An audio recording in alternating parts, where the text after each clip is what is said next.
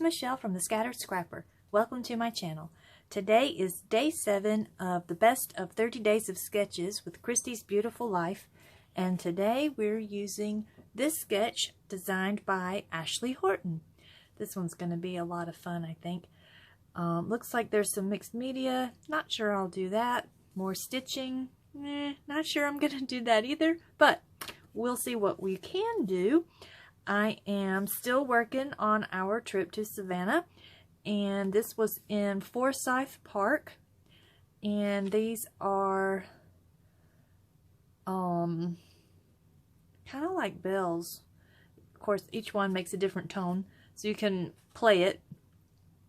And the girls and my husband, they were having a fun time seeing what all kind of sounds that these would make. I have found a few more things from the Hazelwood collection, so I'm going to dig back into that and use that today. So let's get started.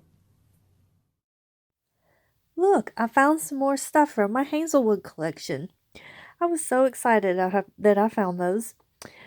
Okay, what I'm going to be doing is using this for my background. Instead of doing the mixed media myself, I'm just going to use this watercolory paper. This paper is not part of the Hazelwood collection. It's actually from a paper pad, a Recollections paper pad called Sage Park that I got, maybe a year ago.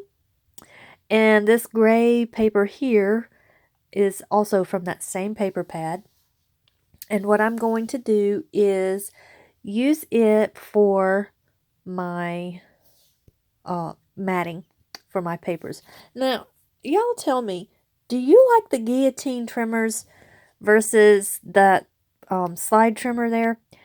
I find that I more often than not reach for my slide trimmer instead of that little guillotine trimmer. I feel like I have more control with the slide trimmer, and I don't know, I'm more comfortable, I think, with the slide trimmer.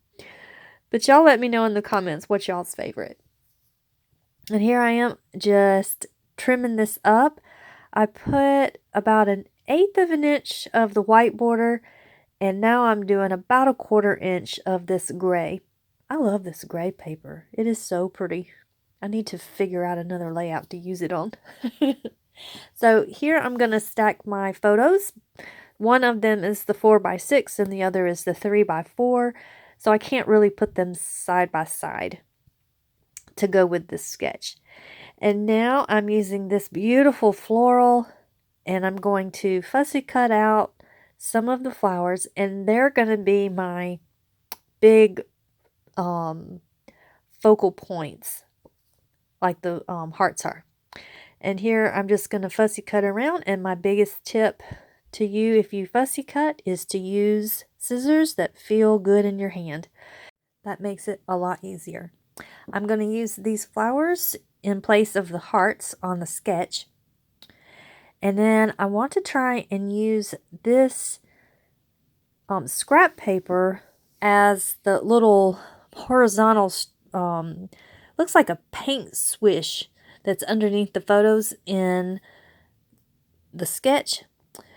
So I try this other little piece because I really like the look of the torn paper, but it's really too narrow. So this one's too wide, the other's too narrow, so we got to make one that's just right. And that's what I did there. So I'm going to figure out where exactly I want my pictures on there and make sure everything looks like I want it to.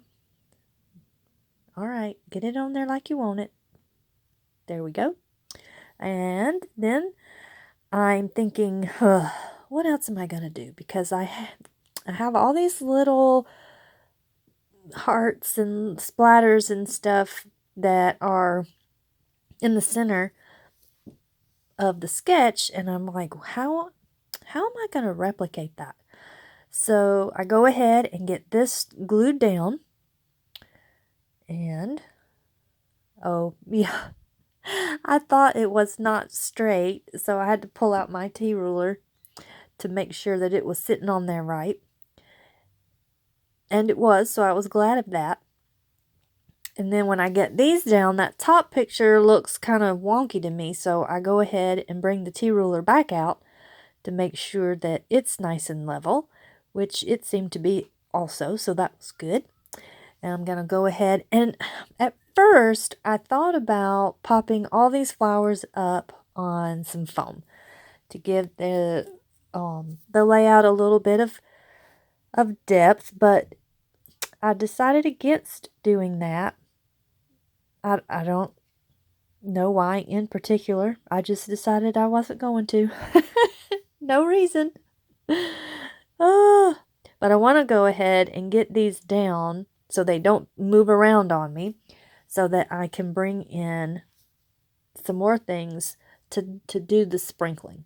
So I pull out this sticker book, and I was really happy that this particular One Canoe 2 sticker book was the one that had the majority of the sheets with the Hazelwood collection items, because now I really have a lot more embellishments, and I'm going to be really sad when this collection is all used up because I think it's so pretty. So I'm going to use this as my title, and it says Adventure Awaits, and I am going to pop it up on some foam. And then I'm going to go through the book, and I'm looking for things to sprinkle around to kind of match the shape of how the hearts are. And I noticed that there's like a strip across some of the hearts. So I try that strip across the flower, but I did not like it at all. Oh, y'all, look at all those butterflies. I'm not a huge butterfly fan, so I'm not real sure how I'm going to use those. But I'll figure out something. They won't be on this layout. And then I was like, well, I could use some of the word stickers, but not yet. There's more butterflies. And I thought about the little flags, but no. And then there's a whole new collection after that. It's not what I'm using today, so I put that aside. And I bring out these puffy flowers. These are so cute. I just really like them a lot. So I go ahead and I glue my title down so that I know it won't move on me when I'm trying to place things. And my thoughts are I'm going to put the little bit bigger flowers towards the center and the smaller flowers towards the outside to kind of give the feeling of that cascading effect. And I'm thinking, what else? Where do I want to put it? And then I'm thinking, well, I really would like some color distribution. I don't want all blues in one spot, like right there. There's 2 blue flowers, so I don't really like that. So I'm going to pick that one up and try something different. But this one to me is too small, so I'm going to put this bigger one there, and I like that. And then there's a flower that is in the corner there, in between the 2 pictures, the little puffy flower, and that's not going to live there. But I do want to find something to go across my big flowers that are similar to the sketch. And on the chipboard sheet, there's these arrows, and they go perfectly. So I was really excited to find those. And then I'm thinking, oh, I got to fill in some more stuff, so let me try these hearts. But I'm looking at this, and I'm starting to think, this is looking cluttered. I don't really like how cluttered that it's looking. So I go back to the sticker book. I shift where I put my arrow, so that kind of helps. And then I'm thinking, well, I can move these hearts a little closer to the center, but no, that's still not right. So I decide that I'm going to take one of the hearts away. I'm going to take that puffy flower away, and I'm going to go back through here, and I know there's some more hearts because I want my hearts, the little heart chipboard to make sense. So I'm going to put these 2 little hearts there in the corner, and I like that.